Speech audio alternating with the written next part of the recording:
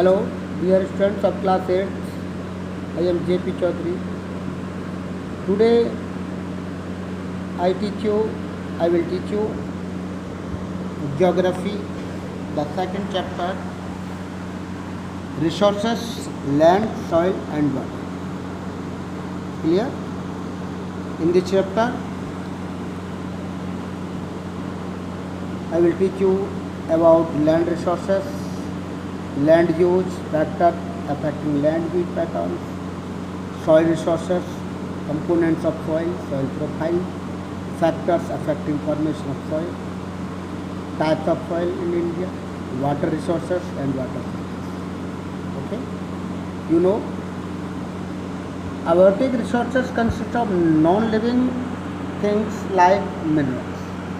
abiotic resources अजैव संसाधन जो हमारे स्रोत होते हैं अजैव, एक बायोटिक होता है जैव और अबायोटिक होता है अजैव। इसमें क्या होता है, नॉन लिविंग थिंग्स आते हैं, निर्जीव चीज़ें जैसे मिनरल्स खनिज पदार्थ, रॉक चट्टानें, मेटल्स धातु, लैंड जमीन, सॉइल मिट्टी और water. They are the free gift of nature और लिविंग। जीवित प्राणियों के लिए ये प्रकृति की एक बहुत ही फ्री एक उपहार। The land, soil and water are the most significant abiotic resource on the पृथ्वी पर। लैंड जमीन, मिट्टी और वाटर बहुत ही एक शानदार अजैव संसाधन हमारी पृथ्वी पर है।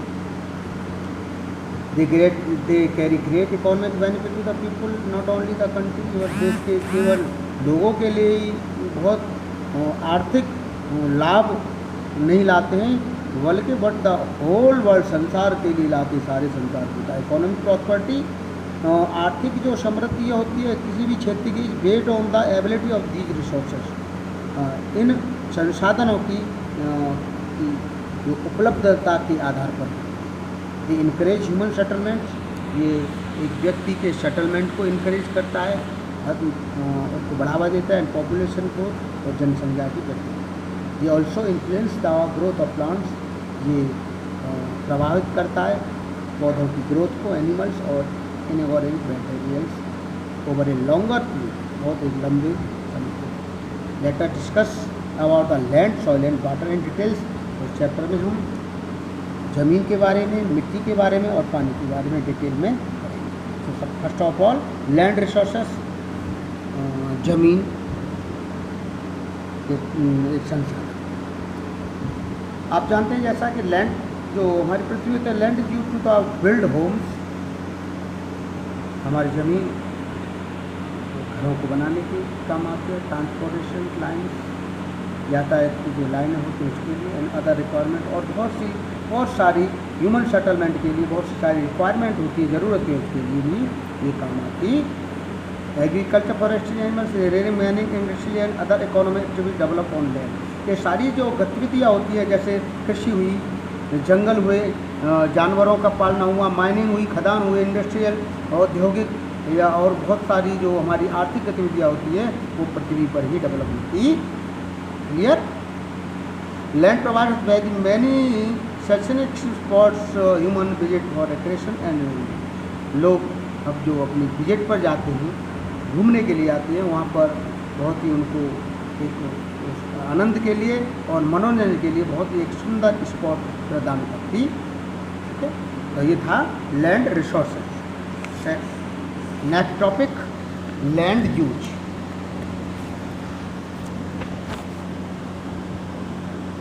You know, land use, the utilization of land by humans, the utilization of land humans for various purpose is known as the land। जमीन का जो प्रयोग किया जाता है, यूटिलाइजेशन किया जाता है लोगों के द्वारा विभिन्न उद्देश्यों के लिए, उसको हम लैंड यूज कहते हैं। आप जानते हैं प्रेजेंट वर्तमान में approximately 32% of earth total land area under the forest, यानी 32%, यानी जो पृथ्वी का टोटल एरिया है वो जंगलों के अंतर्गत आता है। 26% अंडर द पॉस्चर, 26% पाश्चर यानी चरागाह के अंतर्गत आता है। 1% ऑन द परमानेंट क्रॉप, और 1% जो स्थायी वहाँ पर क्रॉप होती है उसके अंतर्गत, और 10% arable and 31% is under other use, और 10% खेती के जो ज़मीन होती है उसके लिए, और 31% जो होता है ज़मीन हमारी वो अन्य उपयोग के लिए होती है।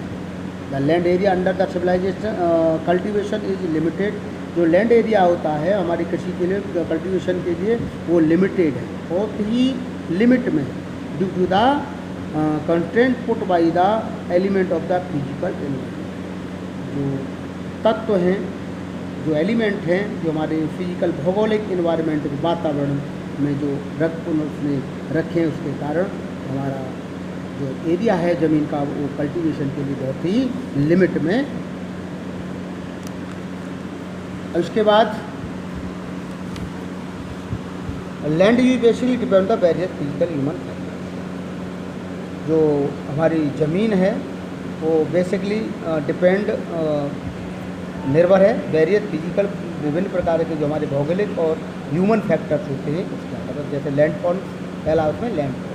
The surface of the earth is not uniform, आप जानते हैं कि हमारी जो पृथ्वी का सरफेस है, सतह, वो एक जैसी नहीं है, समान नहीं है, एक जैसी नहीं है सब जगह। इट इज अनइवन एवरीवेयर, ये प्रत्येक जगह अनइवन है, कहीं पर ऊंची है कहीं पर नीचे। We can divide into the 3 landfall, हम इसको 3 लैंडफॉल में इनको डिवाइड किया है। उसके आधार पर माउंटेन, प्लेट्यू एंड प्लेन्स, यानी पर्वत, पठार और प्लेन्स। आप जानते हैं पहाड़ों के बारे में आप पढ़ चुके हो। Mountains are high altitude region of the surface of the पृथ्वी पर जो हाई रीजन, बहुत ही ऊंची जो क्षेत्र होता है वो माउंटेन होता है। They have steep side and high peak, उसकी ऊंची ऊंची चोटियाँ होती है, और जो उनकी जो साइडें होती है बहुत ही ढलान वाली होती। Mountain have useful forest vegetation, बहुत ही लाभदायक जंगली हमारी जो वनस्पतियाँ होती हैं। They are home of the variety of wild life, वो जंगली जीव जंतुओं का वो घर होता है। Provide very useful herbs and product, और हमें बहुत अच्छी चीज़ें वो प्रदान करता है। Mountain are place with a great section, जो कि बहुत ही सुंदर जगह का ये प्रतीक होते हैं। They help in controlling climate, और हमारे वातावरण को कंट्रोल करने में भी बहुत अच्छी मदद करते। इसके बाद आता है प्लेट्यू। प्लेट्यू के बारे में आप बहुत ही छोटी क्लासों में भी पढ़ चुके हो। पठार आप जानते हो। Plateau is the broad flat area, एक बहुत बड़ा ब्रॉड चौड़ा फ्लैट समतल एरिया होता है। लैंड राइजिंग, यानी ज़मीन से उठा हुआ, sharply above the surrounding low land, यानी और उसके जो लो लैंड यानी नीचे जो निचले हिस्से की ज़मीन होती है उसके चारों ओर घिरी हुई होती। नेक्स्ट होता है प्लेन्स, यानी समतल। Plains are relatively low and flat, जो समतल मैदान होते हैं वो बहुत ही लो नीचे, और फ्लैट एकदम समतल क्षेत्र होता है अर्थ सर्फेस, पृथ्वी की सतह। Most of the plains in the world have been found by the man, ज़्यादातर जो प्लेन समतल एरिया होते हैं वो नदियों के द्वारा बनाए जाते हैं। ऑर्गेनाइज्ड इन द माउंटेन्स, जो पर्वतों से मिट्टी बहा कर लाई जाती। The plains are very fertile and suitable for plain, समतल क्षेत्र जो होते हैं बहुत ही उपजाऊ होते हैं और फसलों के लिए बहुत ही उपयुक्त। The reverse provide enough water, वहाँ की जो नदियाँ होती हैं उनको बहुत पर्याप्त मात्रा में पानी प्रोवाइड करती हैं। कंजप्शन की जो इरीगेशन, जो सिंचाई के लिए क्लियर। अब land use. Land is one of the most important natural resources for Mankind, मनुष्य जाति के लिए ज़मीन बहुत ही महत्वपूर्ण प्राकृतिक संसाधन होता है। It can be put variety of the usages, इसको हमने विभिन्न प्रकार के उपयोगों में रखा गया। फॉर एग्जाम्पल एग्रीकल्चर, लैंड को हमने कृषि के लिए, फैक्ट्रियों के लिए, कारखानों के लिए, हाउस घर की बनाने के लिए, रोड्स बनाने के, airport, for laying of the railway tracks, और रेलगाड़ियों के जो ट्रैक होते हैं उनके लिए, माइनिंग, खदानों के लिए, इनके लिए हम लैंड का यूज करते हैं। क्लियर। अब नेक्स्ट टॉपिक में हम आपको factor affecting land use patterns, जो फैक्टर होते हैं, तथ्य होते हैं जो हमारे ज़मीन को प्रभावित करते हैं, वो कौन कौन से होते हैं। Land use pattern is not same everywhere, प्रत्येक जगह जो हमारी ज़मीन है वो एक जैसे समान नहीं है इन द वर्ल्ड संसार, बट इज हाईली अनलीवन, कहीं पर ये अब हाईली अनलीवन है, कहीं पर ऊंची है कहीं पर नीची। This uneven land use pattern is mainly influenced by the following factor. और ये इसके किसके कारण है ये अनइवन, ये इसमें कौन कौन से तथ्य इसको प्रभावित करते हैं, फैक्टर प्रभावित करते हैं, ये हैं क्लाइमेट वातावरण, टोपोग्राफी स्थलाकृति, टाइप्स ऑफ सॉइल मिट्टी का प्रकार, एबिलिटी ऑफ वाटर पानी की उपलब्धता, मिनरल्स खनिज पदार्थ, टेक्नोलॉजी एंड ह्यूमन रिसोर्सेज। ठीक है, ये सारी चीज़ें हमारे लैंड यूज के पैटर्न को प्रभावित करती। क्लियर। नेक्स्ट टॉपिक में अब हम पढ़ने जा रहे हैं टाइप ऑफ सॉइल, मिट्टी के प्रकार। ठीक है,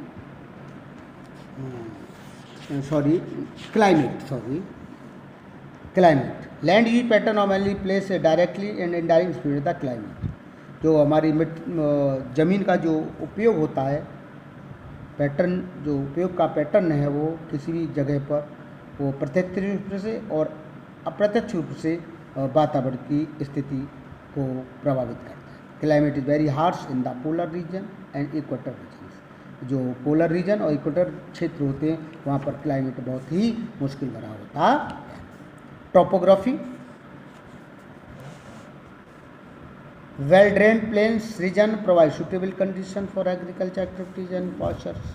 बहुत ही अच्छे जो वेल ड्रेन्ड प्लेन्स समतल मैदान होते हैं क्षेत्र, वो बहुत ही प्रोवाइड सूटेबल कंडीशन, बहुत ही उपयुक्त स्थिति प्रदान करते हैं किसके लिए, खेती के लिए और पास्चर चरागाह के लिए। Such type land pattern attract hug number of people. इस प्रकार का जो लैंड यूज पैटर्न है वो बहुत अधिक संख्या में लोगों को अपनी ओर आकर्षित करता। Types of soil adequate and well planned land use pattern can be seen in the area having fertile soil। यहाँ पर अच्छी तरह से उपयुक्त जमीन का जो पैटर्न है कैन बी सीन, उस जगह पर देखा जा सकता है जहाँ पर कैसी मिट्टी होती है, उपजाऊ मिट्टी होती है। Area like cold and hot desert have infertile soil. जहाँ पर जो क्षेत्र ज़्यादा ठंडे होते हैं और ज़्यादा गर्म होते हैं वहाँ पर जो होती है मिट्टी कैसी होती है, इनफर्टाइल होती है, अनुपजाऊ होती है। Therefore this area free for proper land